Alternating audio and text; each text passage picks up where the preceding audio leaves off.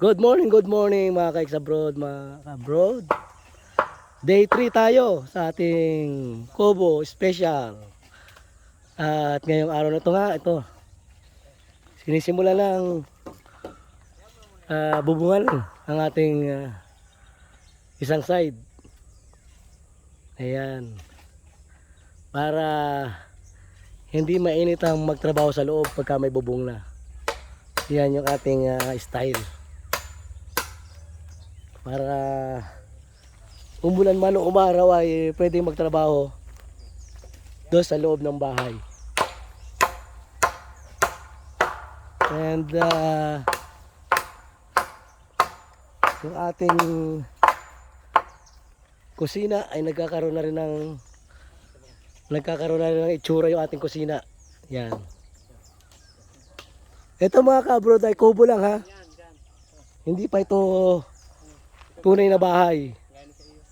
Ang usapan dito ay kubo lang. Yan. Pero kubo na kompleto. May kusina, may kwarto, at syempre yung binubutas doon yung CR. Mamaya ikaw eh. Yan. Panata. So ito yung magiging pahinga natin ng ating mga bibisita dito sa farm. Pagka may mga gustong bumisita, ito yung magiging pahinga natin. Lalo sa tag-ulan, kailangan natin ng pahingahan. Kasi hindi naman tayo pwedeng magpatakbo-takbo diyan sa nyugan kapag ka umuulan. Na kailangan talaga meron kang saktong masisilungan. At yan yung purpose ng kubo na to. Ayan. So, bibigyan natin ng magandang design. Simpleng native na bahay kubo pero international ang design. Meron bang ganon? Ito. Ang ating palalabasing bahay kubo. Native bahay kubo pero international ang datingan. At yung ating ginagawang CR ay hanggang ano na po, hanggang dibdib na po ang lalim oh. Ay, no, wag ka muna tumayo. Pwede. Wala kasi wari.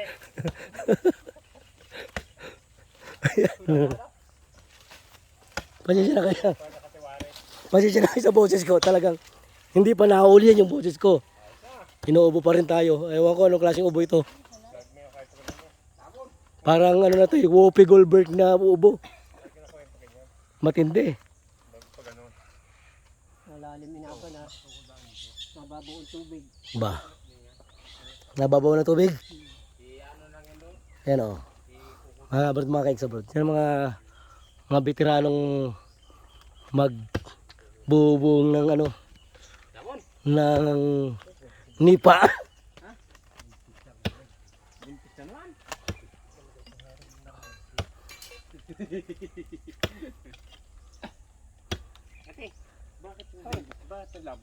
Akin mo niya ng isa eh. Ito na mga kabrod, oh. Sambag ko.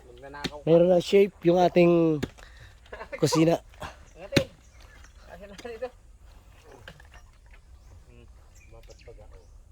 Ayos na. Talagang gumaganda na siya. Pagsabayan nyo ng pukpok. Yung kay Pandong na yun, pagsabayan nyo ng pukpok. Hindi naman po kailangan perfect itong ating kubo na ito. Ang mahalaga eh, may tayo natin siya ng ayos sa ating plano. Kasi yung mga kahoy natin eh, tulad dyan, mga haligi natin, balubaloktot. Ginagawa na ng paraan yan. Tapos yung mga kahoy natin, minsan, undersize yung sukat o na-oversize yung mga sukat.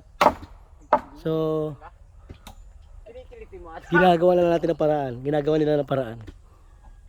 Ayan.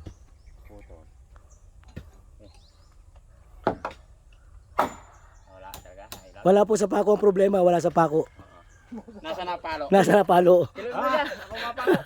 Ako mapalo. Nako, Sayang pa ako. sayang pa ako. Ayun, bawas tayo na sa pako mga kabrod oh. Pinutol na. Ang ate mo taga-pukpok ay kung ano-anong iniisip. Kaya nakilaw pa ako.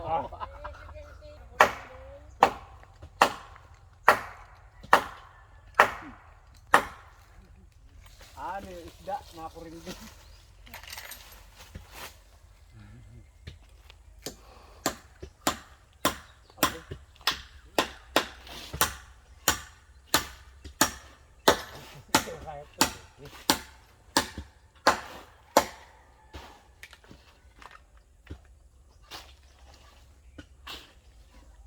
Kaya mo na yan. Hello. Kaya mo na yan. Alin? Yan, tapusin. Alin? Lahat. Oo. Nakatindig na maglahat ng hangin. Ano pa? Hindi aking ibibigay ko na yan. Ayaw. Hindi na tumatabay sa lunis. Tapos ito lang ang kailangan dyan. Huwag mo hintay mag-violate. Pag sasakit mo lalo. Bubukit mo naman na rin eh. Pag mag-violate. Hindi na tatuputulin ni. Alin? Kamay. Sira nga. Ba't puputulin? Huwag yung nangitin na, puputulin na yun, bulok na yun. Baba muna. Pagwatian na lang natin. Ano? Kaya mo na yan.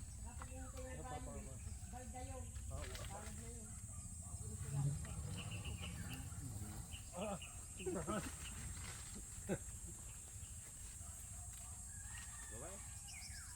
Yung hindi ka malaglag. Ay, dito. Kasi ito. Wala na yung kabitan ng ano. Pugad. Pugad.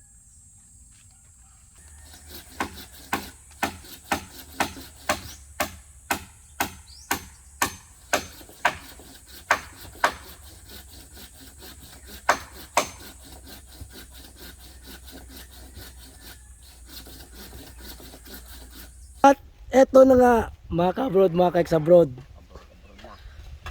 Pagkatapos ng kalahating araw na naman sa ating day 3 ay meron na tayong nabubunga kalahati. Ayan o. Ay sa pagkakabubong o. Ayan. Kahit pa ulanin ngayon tayong tag-araw, eh hindi na tayo mangangamba. Ito, tatapusin na namin ito at kami aawas. At manananghalian muna. Ilang piraso na ito? Isa, dalawa, tatlo, apat. Apat na kalahati. Dito na mga kabilang ito. Mamaya, pag-resume ng alauna, ito naman ang babalatan nila. Yan. And bukas ng umaga, wala tayo bukas pasok kasi linggo.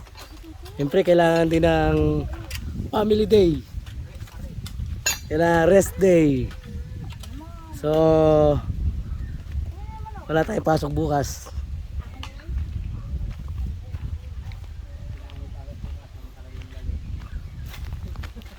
Ay mga kabrod oh. Yan ang gagawin nila mamayang hapon. Ito. At mayroon na ring abang para sa kusina. Itong dalawang haligi na to. Ayan, extended na itong sabi, ano ito, harap na ito.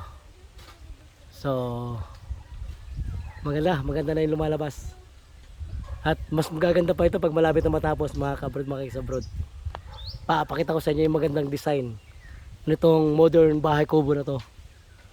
Talagang mamangha kayo sa magandang design. Simpleng bahay kubo pero napakaganda kapag ito natapos. So, hanggang mamaya mga kabrod, mga kaisabroad, kami mamamaalam muna at kami kakain. Maraming salamat. Bye-bye. And we're live again mga kabrod, mga kaisabroad. Ito na ating second half ng ating third day. Bali ngayong araw to hanggang mga alas 3 na tayo kasi bukas linggo. So maaga tayong aawas ngayong araw na to para mandigandaan yung ating kaunting tagayan para malis ng mga pagod at stress ng mga kasama natin sa trabaho. At ito yung ating magiging first na menu sa bahay na to. Abudo. Sabi ng aking pamangkin, abudo. Ayan, abudo. Ayan. At yan ay ating lulutuin dito sa ating ginawang tungko. Ayan, mga kabrod, mga kaisabrod. Talagang bukid na bukid.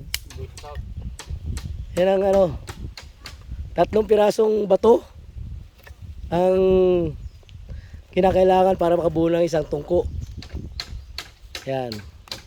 Maya-maya lang ay meron tayong masarap na adobo. Abudo. Ayan. Ang problema nga dyan mga kabrod ay kung maputi ang inyong kaldero, sigurado mamaya dyan ay itim yan. So, ayan na. Habang tayo nagpapalambot, sila naman ay nagbububong. So, pangabot yan.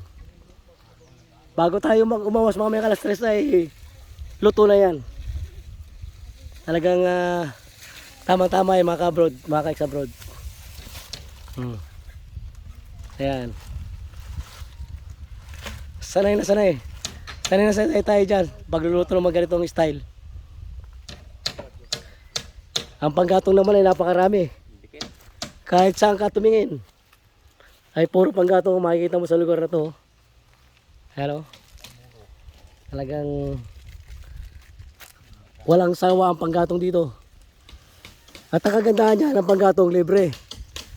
Wala kang babayaran ng panggatong dyan.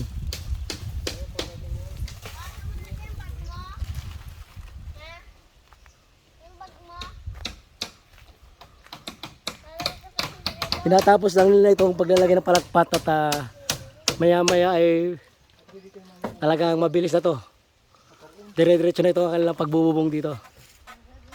Yan.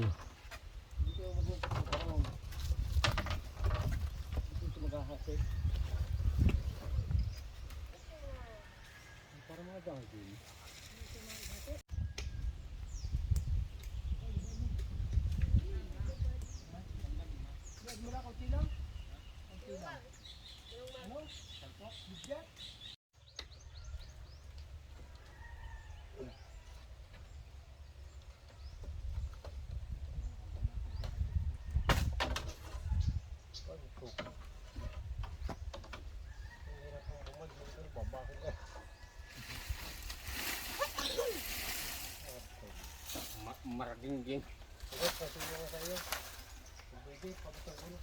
Maragingging. Bababahin ako, magbabasa ko din ako magbabasa. Maragingging. Tingnan natin mga kabrod, mga kaeksabrod, kung ano nangyari sa ating abudo. At maglalagay na rin tayo ng mga rekado dahil malambot na daw. Ayon sa ating bulang kristal. Malambot na? Sige, lagi. At baka malagyan pa na iba.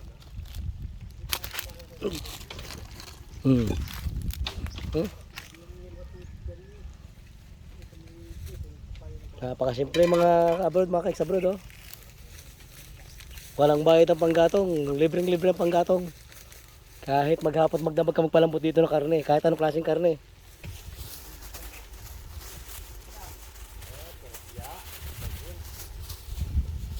So, ilagay na ang sibuyas at bawang. Ngayon naman ay ilalagay ang magic sarap. Mayroon din na yung paminta. Mayroon ding Ajinomoto.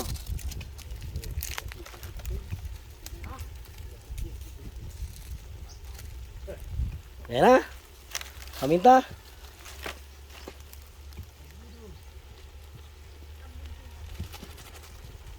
Pag dami ng paminta, siyempre pag sarap yan. Talagang huwag nyo titipirin sa paminta. Ayan.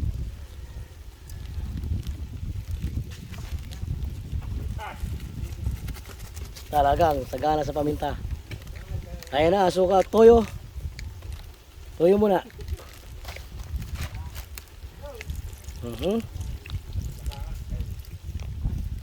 Okay. And then, yung pampasarap, Ajinomoto. Tapos haluin. Maya lang meron tayong masarap na pulutan. Abudo.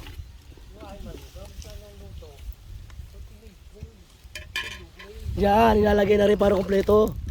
Ilalagay na rin ang suka. Oh. Kompleto na mga kabrod. Mga kabrod. Talagang kung mayroon kayong lamig na kanin, dalhin nyo na dito, tayo kakain na. Hindi, pulutan namin yan, sorry. Pulutan lang to, pulutan.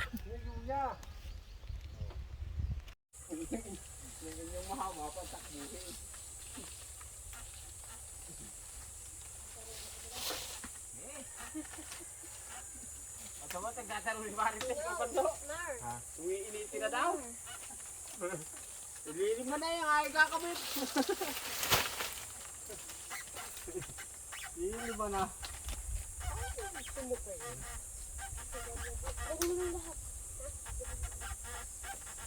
Panay mo na kung ha? Ang dami nito. Yeah.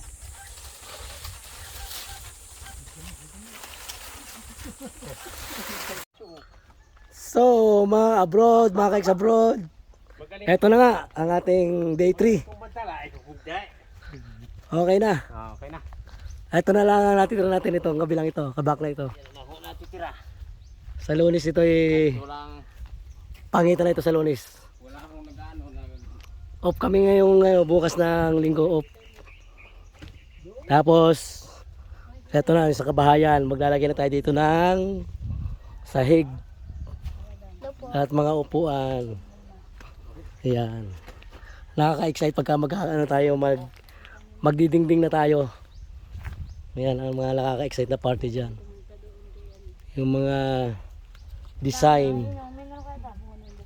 Doon natin makikita yung doon lalabas yung design kapag mayroon na itong dingding at sahig. Ano gusto mo na tayo? Tayo ngalo. Yan. Oh, ito ho ang aming forma ngayon. At Huwag na yan ako. gumawa na rin ng Huwag na. makeshift na tagayan. Magtatagay sila. Tayo. Ay tayo naman hindi masyado makatagay. So mamumulutan lang tayo.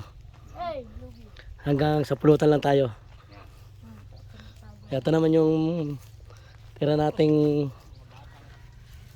mga pawid. Dito natin lagay sa loob para secured. Ayan. Ayan na tapos natin. And day 3. Nakakasado na ito. Bubong na lang ang kulang yan. Bubong. Kasado na yan. So ilang araw na lang at talagang mabubuo na ang ating kubo. Ayan mga kabrod, mga kaiks abroad. Ayan. Ang ganda naman ang ating pwesto. Talagang vantage point na tinatawag. Kitang kita yung andun yung daan sa unahan na yun. Kitang kita yung andun ating gate sa tapat na yan, sa gitna. Kitang kita yung paparating dyan. Anywhere dyan, nakikita natin kung sino ang darating. So, ang ganda. Ang ganda na natin vantage point. Sabi nga talagang ito na yung pinaka the best na pagtatayuan ng kubo na mapipili natin. Wala lang iba kundi ito. So, yan ang kaganapan mga ka-abroad, mga ka-ex-abroad sa ating 3 araw. Pasensya na sa aking boses at yung uboy hindi tayo tinitigilan, talagang andito pa rin yung ubo. So yan na nga, may magandang progress namang nangyayari. paano papipis ko fan doon? So mga kabrod, mga ka-ex-abroad, Oh. ito na nga, nagtatagay na kami. Ito hindi naman lasingan. Pinaka buhos tubig lang, unang buhos tubig dito sa ating kubo. Yan o. Dahil nabubunga na natin. Although hindi pa masyadong tapos yung bubong may bubong na siya. Ayan. Ayan mga kabrod o. 3 bilog lang naman itong dala ko. Para sa kanila. Ako naman hindi masyadong makainom at alam niyo naman siguro yung ating Inuulin natin yung... pinanggalingan na mga operasyon. So, sila mag-inom ako na pulutan na lang ang aking dadalihin din eh. So, sana sa Lunes, kita-kita ulit tayo sa Lunes para sa day 4 ng ating kubo. And salamat sa mga nanood, sa mga hindi pa nanood. Mag-subscribe na kayo para sama-sama natin matapos itong kubo na to. Hanggang sa muli. Bye-bye. Babay, buto. Buto, babay.